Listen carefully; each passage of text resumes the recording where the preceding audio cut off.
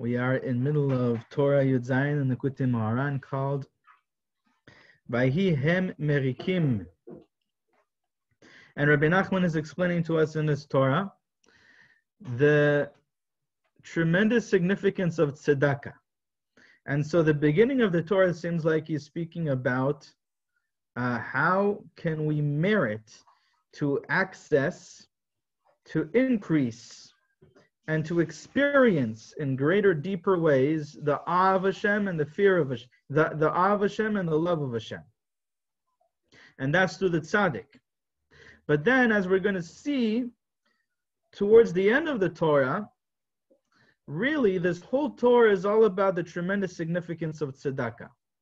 That when you give tzedakah, what happens is, and so tzedakah is the end of the formula, right? The equals tzedakah. The whole first part of the formula is on the right side, on the one side of it. And all of that is done through tzedakah. So when you give tzedakah, you cause the Jewish souls that were lost among the 70 nations to find the truth in their books, in the books of the other religions, in the books of the idol worshippers. And that will cause also the certain awakening within those Jewish souls to recognize the tremendous significance, where they come from. And that will cause them to come back and to convert to Judaism. And when they convert to Judaism, that causes a completion, a perfection, a rectification of the Malchut or the Mizbeach. And that causes that all of those forces of evil, those forces of darkness and chaos and obscurity and incoherent thinking, right? Incoherent consciousness, what's called the monkey brain. All of those forces are subdued and eliminated, and that causes the increase, the lifting up, the elevation, the expansion of clear thinking, of coherent thinking, of divine consciousness, of holy consciousness, what's called hitromemut hasechel, which is done through the perfection. This has happened through the perfection and completion of the Mizbeach.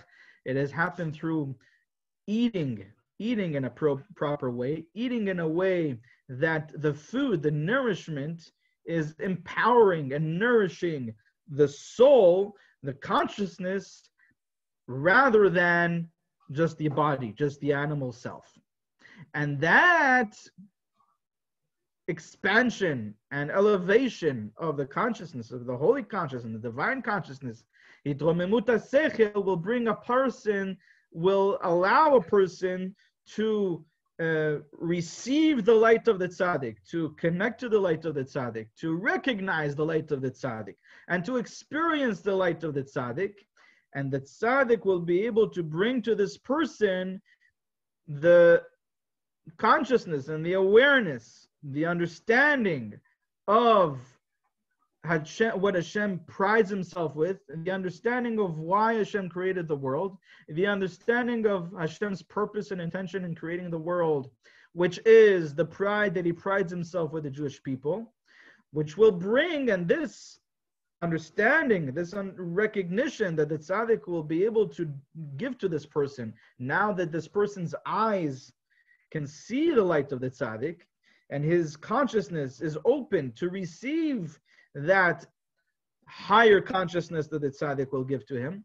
Now, through that deeper understanding that he's able to receive from the tzaddik, he will come to experience a greater awe of Hashem and a greater love of Hashem. And so that's the whole Torah from the end to the beginning. Rabbi Nachman said, and this is a rule for understanding Likutey Moharan, he said that no one can understand my Torahs unless he's able to say it from the beginning to end and from the end to the beginning. Okay, so only once you finish a Torah, or when you're going through the Torah, you review it enough times and you organize it in your mind enough times so that you're able to say forwards and backwards, right? And backwards and forwards, inside out and outside in, upside down and downside up. Then you can understand, you can see the whole picture. And so that's what we just did.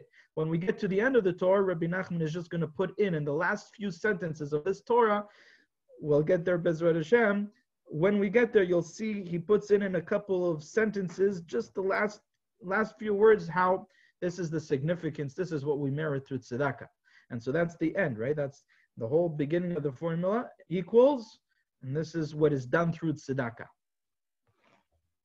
So we were in middle of part 6 in this Torah.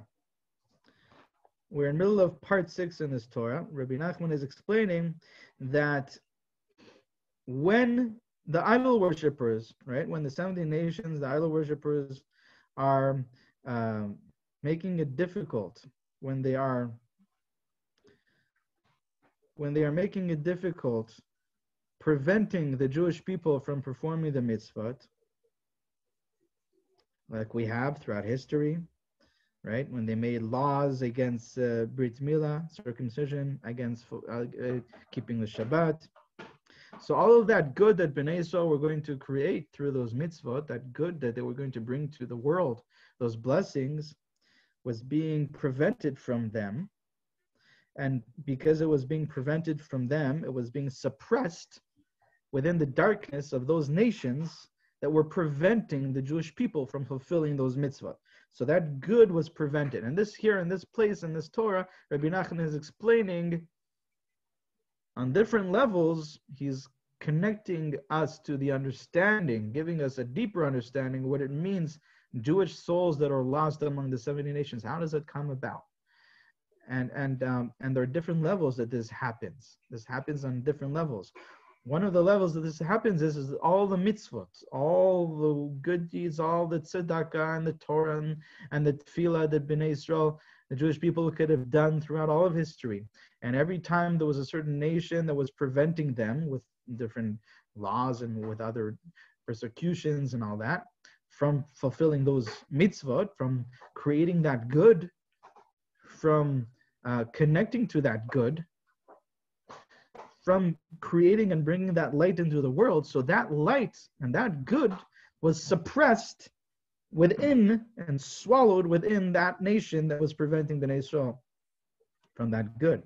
And then also, there were many times where they would just by making life so difficult for the Jewish people, they would withhold them, would prevent them from serving Hashem in greater and better ways, from serving Hashem, from fulfilling the mitzvah.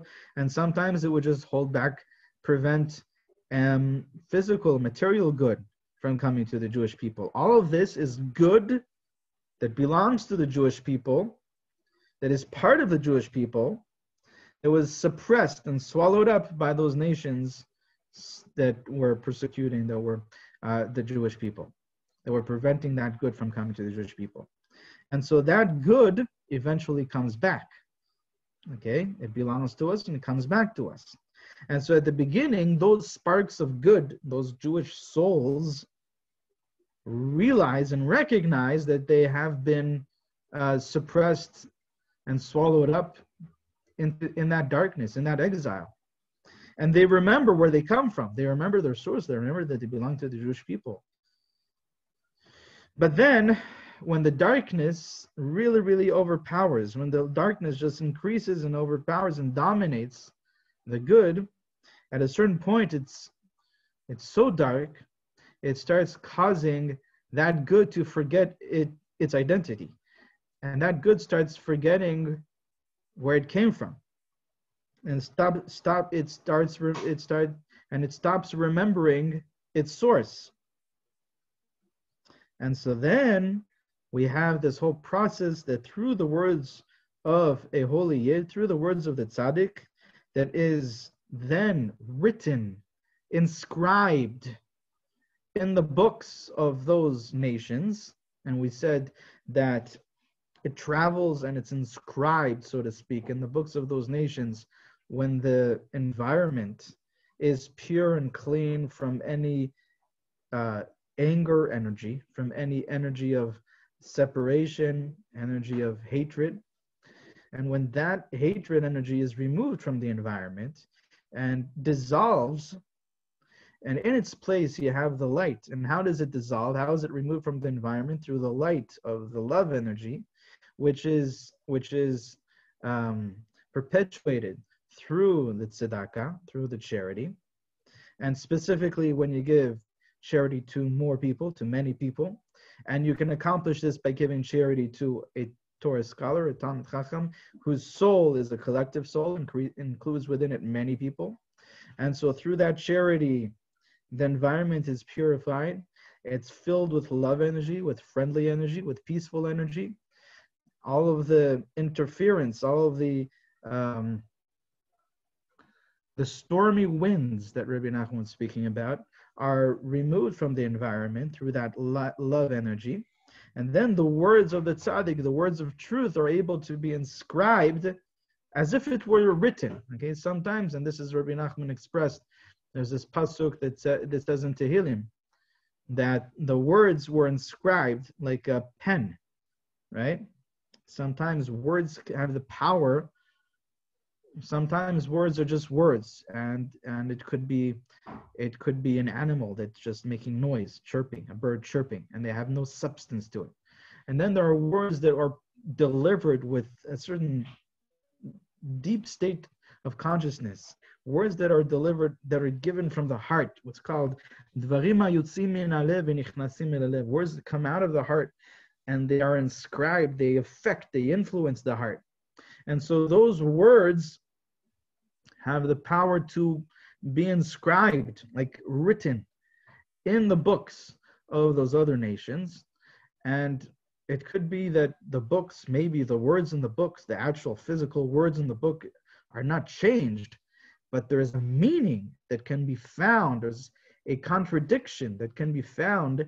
There's in those words, the truth is hidden and shows how those words and those books are all false, are all unfounded. And so that truth, the words of the tzaddik, is that truth that has an effect, almost like being written and inscribed, travels through the environment, through the air, when the environment is peaceful, filled with that love energy. And then it's that truth that is found in those books of the other religions that reveals, that cries out, it shouts out to those Jewish souls and shows them how foolish the rest of the words in those idol worshippers' belief systems are. It shows them, it uproots those corrupted belief systems and shows them where the truth is really at from the books itself. Okay? And so this is what we're up to here.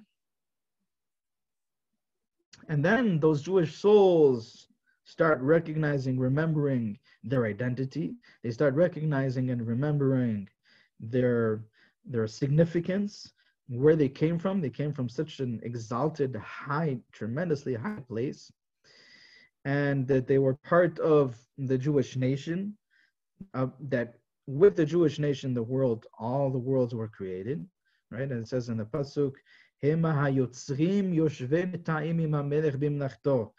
are the architects, those who dwell in the fields together with the king and his work, creating the worlds together with the king. That's the Jewish nation. That's the pasuk in Divrei Hayamim. And then the Medrash, the Rabbi Nachman brought, because HaKadosh Baruch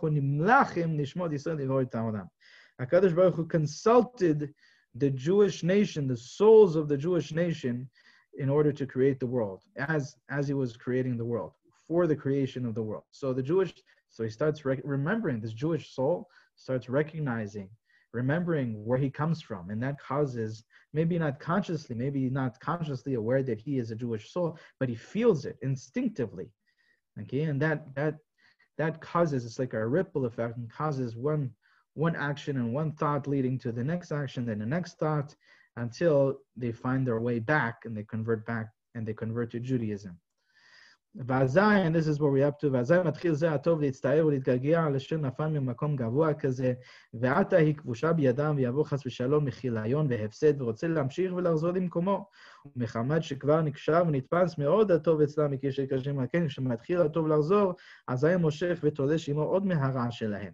And so it says the good starts to grieve to feel this sadness over having come from such a holy place, and that it's now suppressed in such a deep, dark, lowly place, and chas v'shalom, it recognizes that if it would stay in this darkness, chas v'shalom, God forbid, it could be eradicated or lost. And so it desires it with all its heart. That Jewish soul desires to drag itself and to return back to Hashem, to return back to its source, to return back home to its place, its rightful place. But because it has been stuck there for so long, who knows how long? It could have been hundreds of years. Because it has been stuck there for so long and it's embedded in the darkness of those 70 nations, so when it starts moving, right, when it starts moving from that environment, from that place that it's in, it causes a shaking up in that area.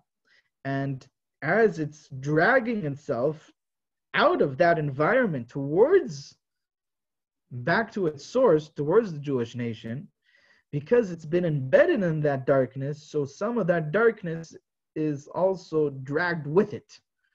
Okay, that's what Rabbi Nachman is saying here. Azay Moshe v'toleh shemo od mehara shelahem, וזהו בחינת הגירים שבהם להתגייר, שהם בחינת הרע שנתלש מהם עם הטוב, על ידי שחזר הטוב למקומו, כי אי אפשר להטוב לחזור בעצמו מחמת גודל ההתקשרות שנתקשר ונתהדק שם מאוד, ובהכרח שיתלוש עמו מהרע, וזהו בחינת הגירים. So he says, Rabbi Nachman, this is the aspect of these righteous converts. Their body, their physical body, was born, conceived, and created from those 70 nations. And so the physical body of this Jewish soul belongs to the idol worshippers. It's from that place of darkness. And you can't separate it. That Jewish soul has been embedded in that non-Jewish body, in that body of idol worshippers. And so when it starts dragging itself, that Jewish soul starts dragging itself to go back home, it must drag with it some of those aspects that are not yet pure, those impure aspects, those bodies that were conceived and created by idol worshippers, by the 70 nations. And so that's the aspect of ger, and that's exactly a ger. Why is it not a Baal Tshuva? Why do you not say, oh, he's a Jewish soul, decide today, that's it. You want to return to Hashem. You recognize that you're a Jewish person. You were born in an environment that, with all these different corrupted belief systems, and you didn't know any better. So just decide today to start fulfilling the Torah and the mitzvot. Why do they have to go through a whole process? And they have to brit milah, circumcision, and going into a mikveh. Why do they have to go through this whole process? It's because this is the Jewish soul that is dragging.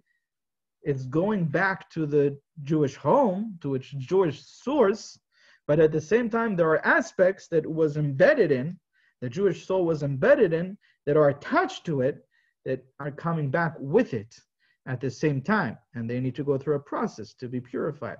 And, so that it can, and that's the conversion process. That's the gerut. V'zeh bechinat zeh yichtov yado laHashem.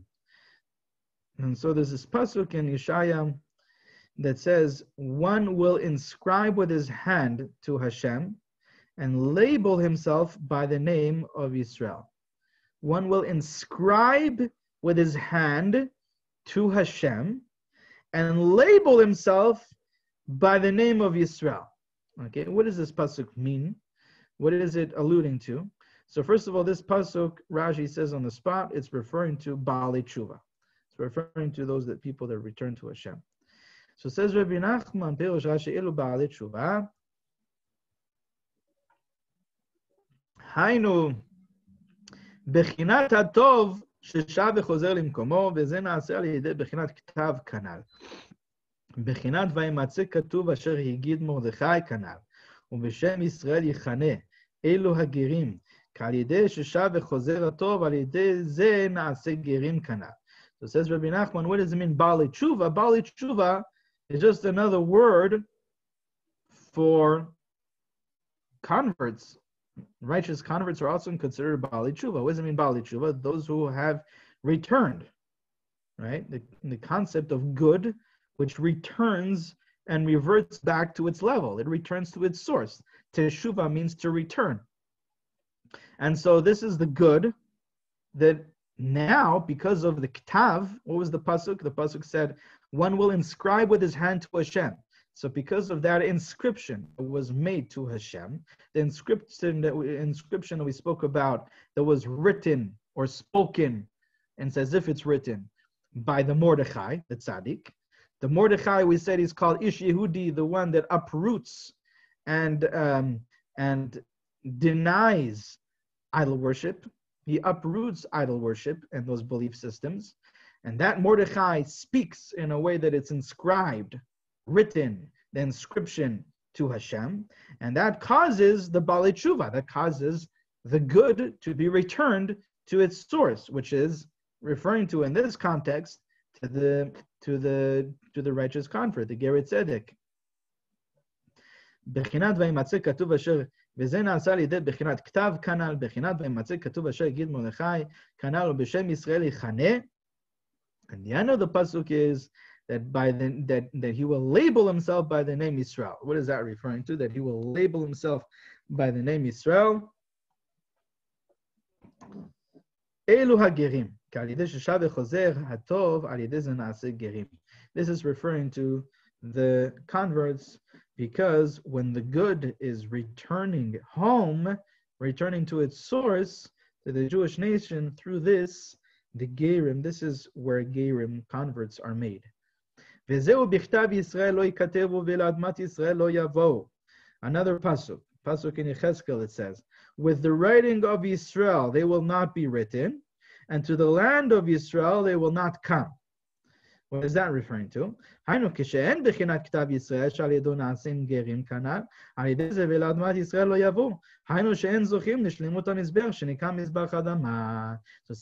Nachman gives us a source for the opposite. What happens if as we said, if the tzaddik's words of truth, words of Torah, are not able to be inscribed in the books of the idol worshippers, because as we said, let's say the environment is full of this interfering hatred energy. So what happens is then those converts will not find those words of truth in their books, and they will not have that awakening. They will not merit that awakening, and they will not find their way back home to convert back to Judaism. And what happens because of that is that the Mizbeach will not be completed, will not be perfected, will not come back to its state of wholeness. And so that's what's alluded to now here in this pasuk in Yechezkel, says Rabbi Nachman. Bichtav Yisrael lo yikatevu. If you have a situation where you don't have the Jewish inscription, the inscription of the Mordechai, of the Tzaddik, in the idol worshippers' books, then ve'el admat Yisrael lo yavo. The end of the pasuk is that they will not come back to the land of Israel. But Rabbi Nachman says the land of Yisrael, admat Yisrael, is referring to the Mizbeach. As we know, the Mizbeach is called Mizbeach Adama. Mizbeach is called the altar of earth, the earthen altar. Okay, and there's a reason for that.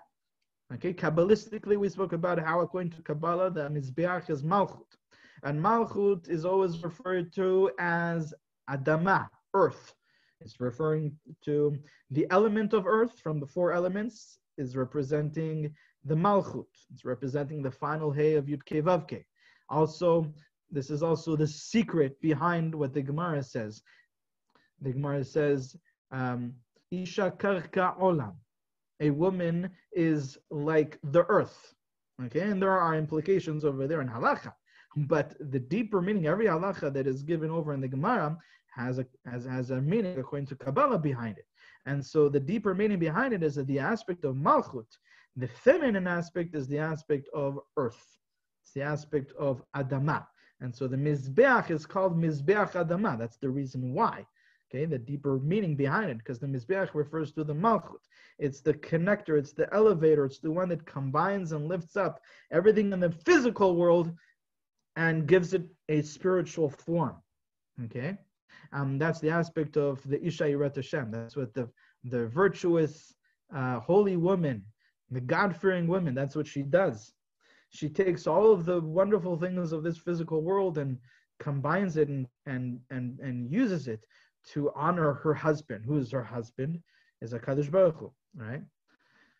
Is the fulfillment of the Torah. And so, if you don't have these words of Yisrael, of Mordechai, of the Tzaddik, the words of truth inscribed in the books of the other religions, then you don't have that awakening happening by those lost Jewish souls. And then Admat Yisrael lo yavo, then you don't have the perfection, the completion, the wholeness of the Admat Yisrael, the earth of Yisrael, which is the Mizbeach, the Mizbeach, the altar of earth, the earthen altar. That the perfection and the wholeness of that Mizbeach comes about through the Gerim. Another pasuk, a pasuk in Divrei Hayamim that says, all of this is put in writing by the hand of Hashem, so that I am instructed. All of this is put in writing by the hand of Hashem, alai iskil, so that I am instructed. Okay, כי שלמות השכל הוא על ידי כתב כנ"ל, כי על ידי כתב הנ"ל, מבחינת וימצא כתוב אשר יגיד מרדכי כנ"ל, על ידי זה נעשים גרים, ועל ידי גרים נשלם המזבח, ועל ידי שלמות המזבח נשלם השכל. נמצא שעל ידי בחינת הכתב כנ"ל נשלם השכל, וזהו הכל מכתב מיד השם עלי השכיל. So says Rabbi Nachman, all of this is put in writing by the hand of Hashem, so that I am instructed. I'm instructed, the word for I am instructed is alai hiskil. Alai hiskil also means that I am receiving guidance from a higher self, okay? And that's why it means I am instructed, because hiskil comes from the word seichel, which is the higher consciousness of a person. Alai hiskil, I'm receiving this guidance from my seichel, from the higher self, from the higher consciousness. Why? So that's the end of the pasuk. But why does that come about? Why am I now receiving this light of consciousness, this expanding consciousness, the deeper understanding, this hitromemuta sechel, we said? Because of what it says in the beginning of the pasuk. Because all of this was put in writing by the hand of Hashem. Meaning that because the words of the tzaddik were written, inscribed, right? It was found written that which Mordechai spoke. Through that, the Jewish souls became converts, righteous converts, they returned back. And through that, the Mizbeach was perfected, was completed. And through the completion and the wholeness of the Mizbeach, the Seichel was lifted up, was expanded, was brought to its state of purity and holiness and enlightenment. So because of the Ktav, because of that which was inscribed, the words of the Tzaddik that were inscribed, alai hiskil, I received the Seichel, the expansion of my holy consciousness. וזהו לתקן עולם במלכות שדי, וכל בני בצע יקראו בשמך, זה בחינת תשובה שחוזר הטוב למקומו כנ"ל. זה בחינת לתקן עולם במלכות שדי, וכל בני בצע יקראו בשמך, זה בחינת תשובה שחוזר הטוב למקומו כנ"ל, כי שדי הוא בחינת תשובה ששם בתשובה גם עבודה זרה, כי שדי הוא בחינת שיש די באלוקותי לכל בריאה, ואין צריך לשום עבודה אחרת. So what we say in Aleinu L'Shabeach prayer every day, that our prayer is and our intention and all of our serving Hashem and all of our tefillot every day and everything that we do in every mitzvah, it all comes down to this. Our intention is to perfect the world through the kingship of Hashem, through the kingship of Shaddai, meaning that the experience of Hashem as Shaddai, that name represents something. We're going to speak about what that presents. And we want that through our prayers and through our serving of Hashem, that name of Hashem should be in control. That means that should be the primary state of consciousness of the whole world. And what's the continuation? Then all of humanity will call upon your name, Hashem. Right? To turn all the wicked, then afterwards we say, to turn all the wicked of the earth towards you, all the inhabitants of the world will recognize you. להפנות אליך כל רישי הארץ. יכירו וידעו כל יושבי תבל. להפנות אליך כל רישי הארץ is to turn all of the wicked of the earth towards you, Hashem. יכירו וידעו כל יושבי תבל, and all of the inhabitants of the world will recognize and know Hashem. Okay? And so Rabbi Nachman says that this pasuk is speaking about teshuvah. It's what teshuvah is. What's the definition of teshuvah? It's that the good is returning back home, returning back to its source. It's recognizing, it's remembering its true identity. It's recognizing that right now it's not in its appropriate place. If I'm the son of the king, then I shouldn't be hanging out with these people or with doing these things in the mud, in the lowliest, dirtiest place in the whole world. That's not appropriate for the son of a king, someone of my nature, someone of my stature. And so that remembering its true identity causes this awakening within, and a certain sadness, grieving its disconnected situation, its distance from home.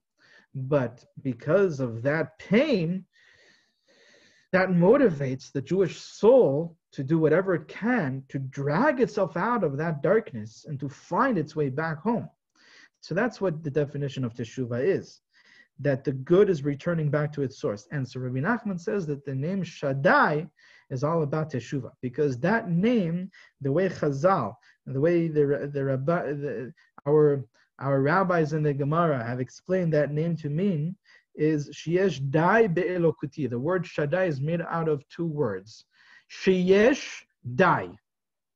It's a notrikun. It's almost like a Rashi Tevot, and almost like an acronym. Sheyesh Dai. That there is enough. That there is enough. Shaddai means to recognize that Hashem is enough.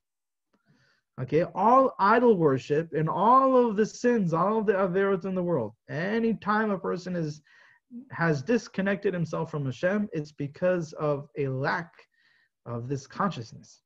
Somehow there's a deficiency in this recognition that Hashem is enough, that Hashem is more than enough, that all you can ever wish for, all you can ever need, all you can ever desire is found by Hashem. And Hashem is right here, right now. And so that is a meditation. It's a tremendously powerful meditation. But that recognition, that state of consciousness, is the state of the world in its perfected form. That's the tikkun olam, which is our purpose. It's the tikkun olam. Many people speak about the tikkun olam, right, in the Jewish tradition. This is what tikkun olam is. Tikkun olam is that the whole world comes to recognize that Hashem is enough and stop running after all of these other things. Hashem is enough. All you can ever wish for, all you can ever desire is in the Torah, is by Hashem, already here and already now. And so that's what the name Shaddai represents. Sheyesh Dai Be'elokuti. And that's a representation of Teshuvah, that all good recognizes wherever it is lost, wherever it has been lost, the farthest places where it's been lost, there's no need to stay there. There's nothing there for you, for your Jewish soul. All that you ever wish for and all that you ever need and all that you think you are getting in that dark, disconnected place, you can have that and 1 billion times more by Hashem in the most beautiful, pure, expanded, abundant way, sweet in the sweetest way possible. So that's what Teshuvah is all about.